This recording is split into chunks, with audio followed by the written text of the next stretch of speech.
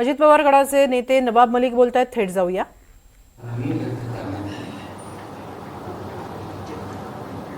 आजच्या घडीला आमचे 94 उमेदवार असताना 2 ठिकाणी आम्ही पुरस्कृत उमेदवारी दिली आहे. एक धारावीमध्ये आणि एक रमाबाई आंबेडकर नगरच्या शेजारी कांबळेनगरला, त्याची नावं पण आपल्याला देऊ. या उमेदवारी संपूर्ण मुंबईमध्ये जिथे जिथे राष्ट्रवादी काँग्रेस पक्ष ताकदीने लढू शकते त्या रीतीने आम्ही हे उमेदवारी जाहीर केलेली आहे. उमेदवारी जेव्हा जाहीर करण्यात आली त्याच्यातलं आपल्याला मी बायफर्केशन, आमच्या एकंदरीत उमेदवारांमध्ये महिलांची संख्या जास्त आहे आणि उमेदवारी दिलेल्या त्याच्या डॉक्टर्स, इंजिनियर, वकील, प्रोफेशनल्स, भाजी विक्रेते, महिला साफ करणारे कार्यकर्ते आणि प्रत्येक समाज घटकाला न्याय देण्याची भूमिका पक्षाने स्वीकारली. विशेषकर मराठी भाषिक किंवा या राज्यातले भूमिपुत्र सर्व जास्त असताना आम्ही या महाराष्ट्रामध्ये, या मुंबईला जे लोक आपली कर्मभूमी समजत आहे त्यांना पण संधी दिलेली. सर्व धर्मीय लोकांना सामावून आमचे उमेदवार निश्चित करण्यात आलेले. याच्यात अल्पसंख्याक समाजातला मुस्लिम घटक असेल, ख्रिस्ती असेल, सगळ्यांना आपण या लिस्टमध्ये पाहिलं तर तुम्हाला हे सगळे चित्र दिसतील. बरेचसे लोक उत्तर भारतीयांना आपली स्वतःची मतं समजत आहे आणि एक भावना निर्माण झालेली की आमच्यावर अन्याय होतो. राष्ट्रवादी काँग्रेस पक्षाने या मुंबईमध्ये सर्वात जास्त उमेदवारी लोकांनी दिली, त्याच्या विशेष वर्गाला दिली. विविध जातीची लोक जी उत्तर भारतातली आहेत त्यांना सगळ्याला उमेदवारी आपण दिलेली आहे. दक्षिण भारतीय याच्यात आहे, तेलुगू भाषिक लोक याच्यात आहे. असं एकंदरीत हे आपली यादी आम्ही जाहीर केलेली. आम्हाला खात्री आहे की या मुंबईमध्ये 2002 सालापासून राष्ट्रवादी काँग्रेस पक्ष एकत्रित असताना निवडणूक लढत आहे आणि या पक्षाच्या बाबतीत असा एक आभास निर्माण करण्यात आलेला आहे की कधी हे 14चे जात नाही. पण आम्हाला वाटते की यावेळी एक वेगळं चित्र या मुंबईमध्ये राहणार आहे आणि आमची जास्त जागा निवडून येतील. उमेदवारी देताना आम्ही जिथे कुठल्या उमेदवार टाकायचे हे चर्चा करून जी आमच्या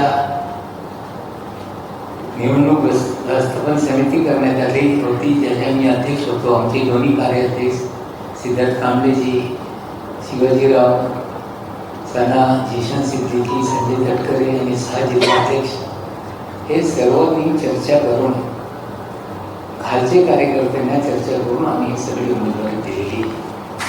आणि निश्चित रूपाने आम्हाला खात्री आहे की यावेळी राष्ट्रवादी काँग्रेस पक्षाची ताकद मुंबईमध्ये निश्चित रूपाने दिसेल लोकांना. आणि विशेषकर मी दादाचा आभार मानतोय की काही लोक माझ्या नावाने घुमाघूम करत होते की हे असतील तर आम्हाला तुम्ही नको. दादांनी ठामपणे निर्णय घेतले आहे की नवाब मलिकच्या पाठीशी आम्ही उभे आहोत. आम्हाला तुमच्या युक्तीची गरज नाही आणि स्वबळावर लढण्याचा निर्णय झाला. त्याबद्दल मी अजित पवार साहेबांचे आभार मानतो.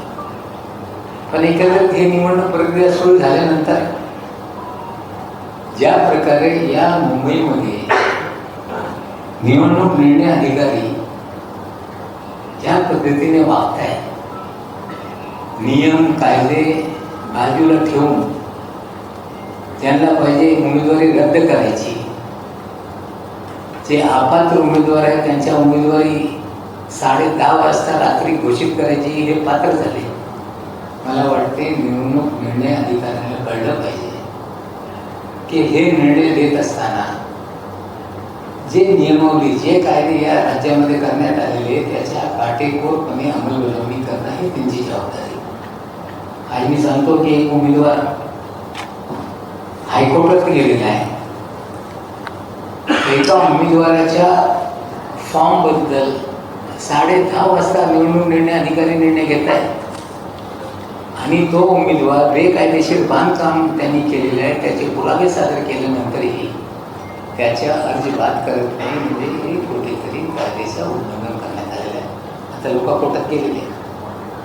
आमच्या 151 नंबर वार्ड जिथे गौतम साबळेच्या दिवंगत वंदना गौतम साबळे ही निवडणूक लढत आहे. तिथे जे राखीव जागेमध्ये उमेदवार भाजपच्या माध्यमातून घेण्यात आलेले आहे. अर्ज दाखल करता असताना त्यांच्याकडे जातीचा दाखला नसताना त्याचे अर्ज दाखल करून घेण्यात आला.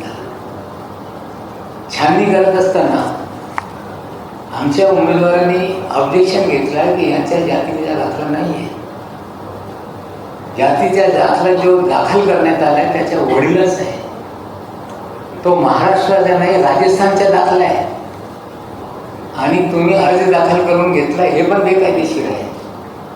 शेवटी ते 8:30 वाजता निवडणूक निर्णय अधिकारी सांगत आहे की त्यांनी ॲफिडेव्हिट दिलेलं आहे की आमचा दाखला आहे त्यामुळे आम्ही हे अर्ज स्वीकारतो, रद्द करत नाही. आता तुम्हाला पाहिजे तुम्ही कोर्टात जा.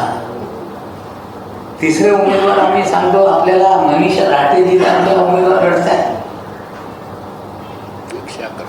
111 मध्ये 119 मध्ये.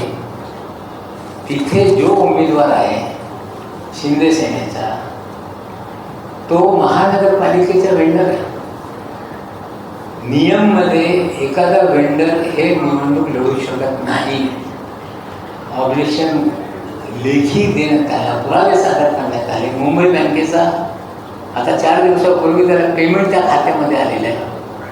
त्याच्याही उमेदवारी रद्द झाली पाहिजे पण तसा निर्णय झालेला नाही.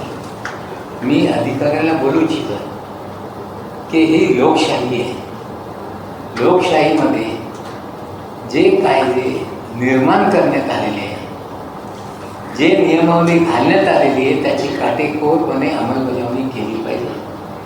या 3 वाड्याच्या बाबतीत कोर्टात आम्ही जाऊ पण याला वेळ लागणार आहे. पण आता एखादा राजस्थानमधला मागासवर्गीय मुंबईमध्ये अर्ज भरून उमेदवारी घेऊन जर निवडणूक लढत असतील तर या मुंबईतले जे महाराष्ट्रातले मागासवर्गीय त्यांच्यावर अन्याय होत आहे. उद्या देशभरातले मागासवर्गीय येऊन मुंबईमध्ये सगळं ती जागा भरून टाकतील. असेच ओबीसीच्या जागेच्या बाबतीत असा अन्याय होणार.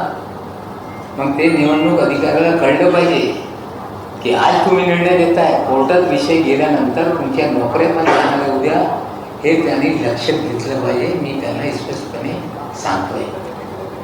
आम्ही निवडणूक आयोगाला पत्र देणार आहे जे इथे महाराष्ट्रामध्ये जबाबदार आहे की या प्रकारे हे सगळं घडत आहे. प्रचार करत असताना जे मॉडेल कोड ऑफ कंडक्ट आहे, आचारसंहिता आहे, त्याची काटेकोरपणे अंमलबजावणी झाली पाहिजे.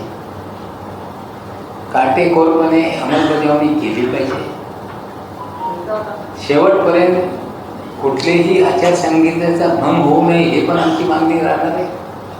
आणि आम्हाला अपेक्षा आहे की आयोग याच्याकडे आज जे आम्ही पत्र देणार त्याच्याकडे ते गंभीरतेने त्या पत्राला घेतील आणि निश्चित रूपाने या निवडणुकीमध्ये आम्हाला अपेक्षा आहे की मुंबईमध्ये आमच्याशिवाय महापौर होऊ शकत नाही ही सत्य परिस्थिती आहे.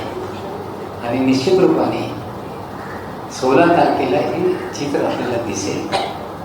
जास्त मी काय आता आज जास्त बोलणार नाही पण आपल्या मनात काही प्रश्न असतील तर निश्चित रूपाने त्याचे उत्तर द्यायला माझी तयारी.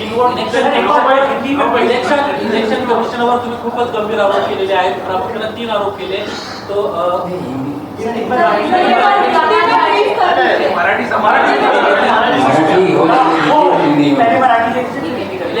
इलेक्शन कमिशनवर माझा आरोप नाही. निवडणूक निर्णय अधिकारी जिथे जिथे आहे विशेषकर एम वेस्ट वार्डला, विक्रोलीच्या वार्डला आणि एस वार्डला आणि आणखीन एक वार्ड आहे त्या निवडणूक निर्णय